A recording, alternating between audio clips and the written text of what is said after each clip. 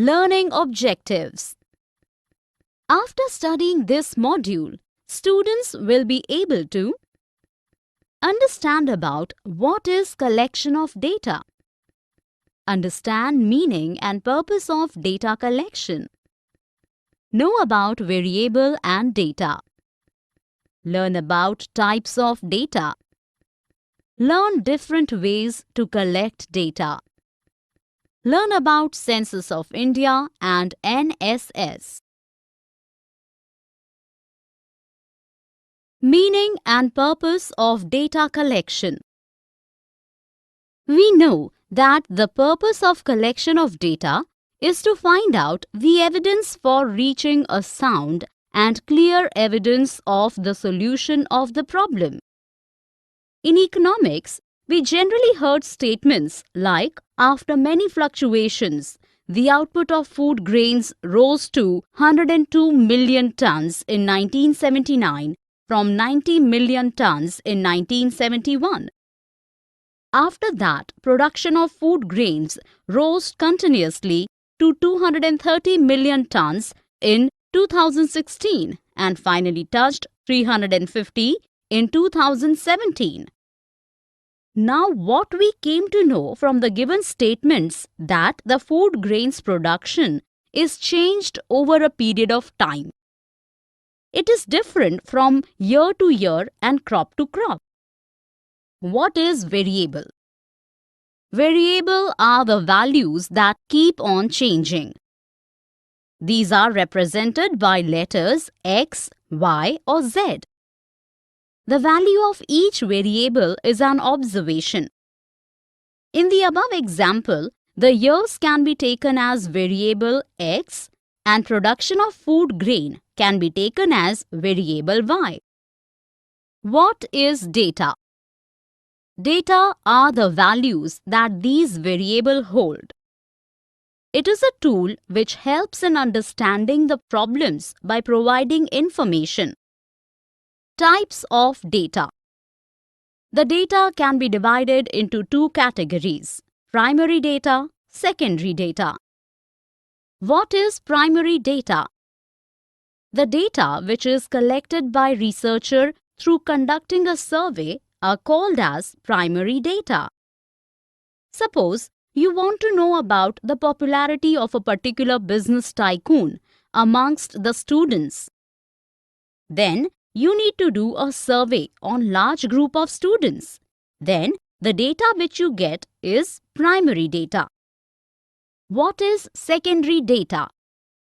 The data which have been processed and scrutinized by some other agency. Then it is called as secondary data. Such data we can get from the published resources like government reports, documents and newspapers, etc. that are written by economists.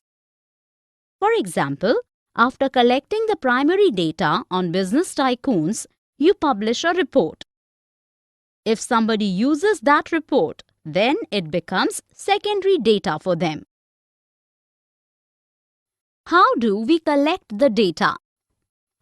How to collect data? The data is being collected through a survey by asking questions about a particular person or of a particular thing from a large group of people. The purpose of survey is to describe some qualities about the person or the product for which survey is being conducted. It is a method of gathering information about individuals or products. Preparation of instrument. The most commonly used tool in survey is questionnaire, which can be administered by the researcher or by the respondents. We should keep in mind the following points while framing questions. The questionnaire should not be too long. It should be easy to understand and should not include difficult words. It should be comfortable to read. The questions should be asked from general to specific. The questions should be precise and clear. The question should not use double negatives. The question should not give a clue to the respondent about answer. It should not indicate alternative to the answers. Close-ended questions can be a multiple-choice questions or two-way questions. Open-ended questions help to give more individualized responses. Modes of collecting data. 1. There are 3 ways to collect data: personal interviews, mailing questionnaires or surveys, telephone interviews. Let us discuss them one by one. Personal interviews. This method is used when the investigator conducts face-to-face interviews with the respondents. Merits of personal interviews. There are certain merits of personal interviews. Personal contact can be created between the respondent and the interviewer. The interviewer can study and answer the queries of the respondents. Misunderstandings and misinterpretations can be avoided. An interviewer can watch the response of the respondents.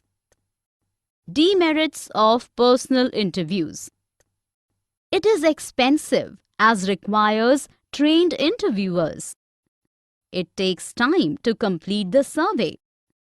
Due to presence of researcher, the respondent feel hesitant to express their thinking. Mailing questionnaire or surveys. In this method, the data is collected through mails. The questionnaire is sent to each individual through mail and requested to send it back after completing it. Advantages of mailing surveys. It is less expensive. It gives access to remote areas also. It does not allow an interviewer to influence the respondent. These days, WhatsApp is popular for online surveys. Disadvantages of mailing surveys. Less opportunity to provide assistance to clarify doubts. Modes of collecting data. 2. Telephone interviews. In a telephonic interview, an investigator asks the questions to the responder over the phone. Advantages of telephonic interviews. These interviews are cheaper than other modes of collection of data. It takes less time. These interviews allow the researcher to assist the respondents by clarifying their doubts. It is useful where a respondent is reluctant to answer questions in personal interviews. Disadvantages of telephonic interviews. At times, it is difficult to access people as everybody do not have telephones. Limited use. Reactions cannot be watched. Possibility of influencing respondents. Pilot surveys. It is also called as pre-testing of the questionnaire. It is a kind of tryout with small group of people to test the questionnaire. Advantages of pilot surveys. It provides a preliminary idea about the survey. It helps in pre-testing of the questionnaire. It also helps to access the cost, timing, clarity, performance of enumerators involved in actual survey. Census and sample surveys. Census is the survey that includes every aspect of the population. It is also known as method of complete enumeration. A census is carried out for 10 years. To study the total population of India, the agencies collect information from rural as well as urban households in India. A house-to-house inquiry is carried out. Data on birth and death rates is being collected. Literacy, employment, life expectancy, etc. are collected and published by Registrar General of India. In India, the last census was held in 2011. Population and sample. What is population? Population in the statistics means totality of items under study. It is the individuals or items who have the certain set of characteristics required for survey. The first step in selecting a sample is to identify the population on which survey is to be done.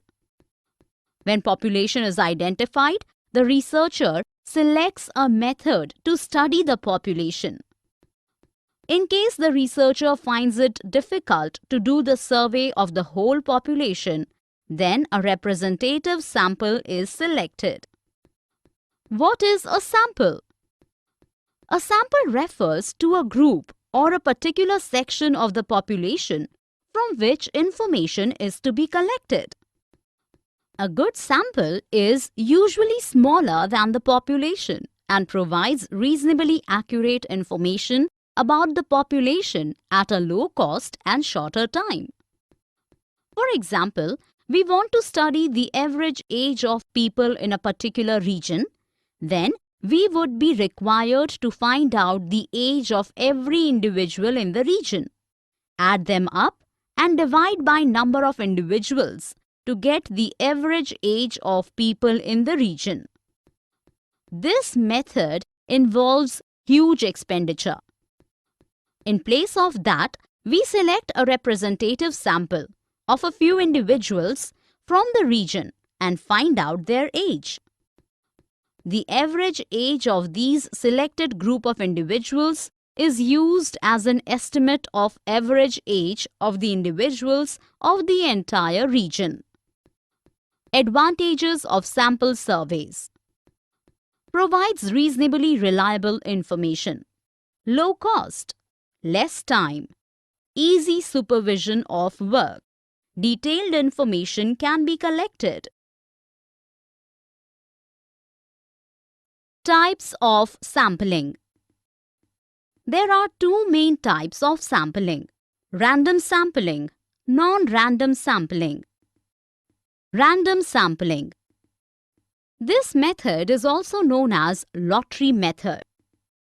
Under this method, the individual units are selected at random from the population.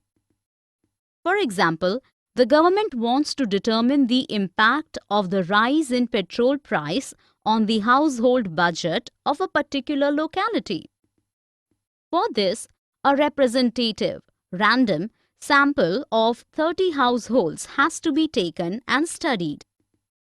The names of all 300 households of that area are written on paper and mixed.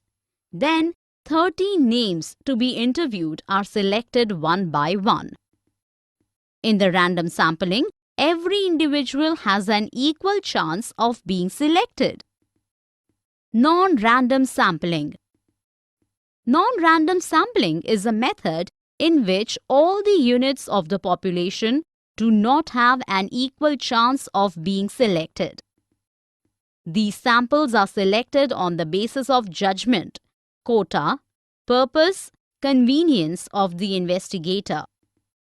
For example, you may to select 10 persons out of 100. You may select the persons on your judgment, which are known to you or which are located in your locality. Sampling errors. Sampling error refers to the difference between the sample estimate and actual value of the characteristic of the population. We can reduce the sampling errors by taking a larger group.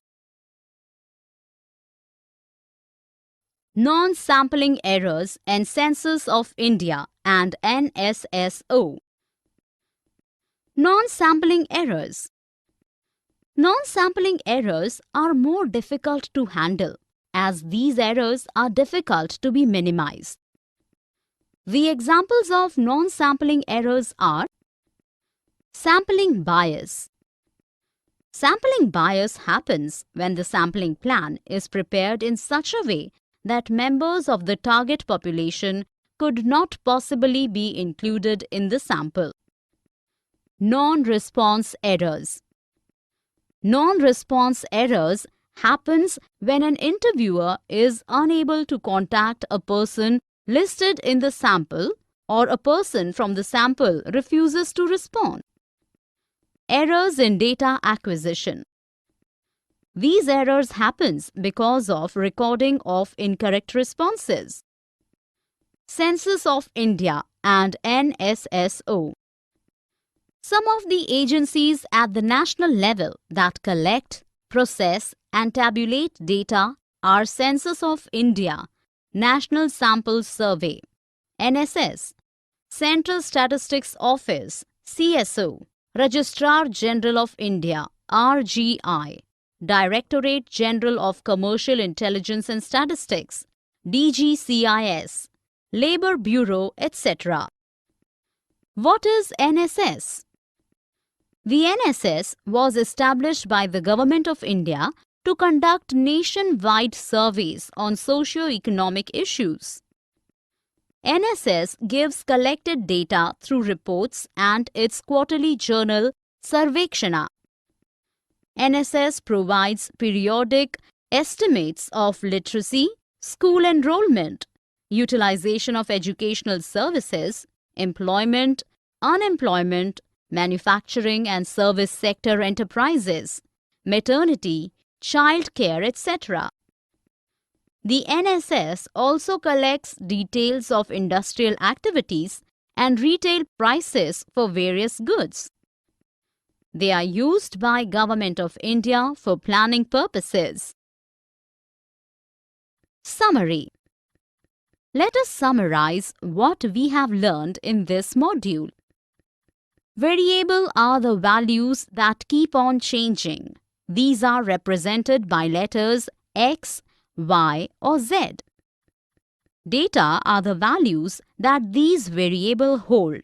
It is a tool which helps in understanding the problems by providing information. The data which is collected by researcher through conducting a survey are called as primary data. The data which have been processed and scrutinized by some other agency is called secondary data. The most commonly used tool in survey is questionnaire, which can be administered by the researcher or by the respondents.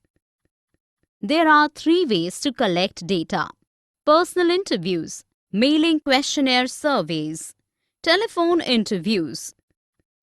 Personal interview method is used when the investigator conducts face-to-face interviews with the respondents.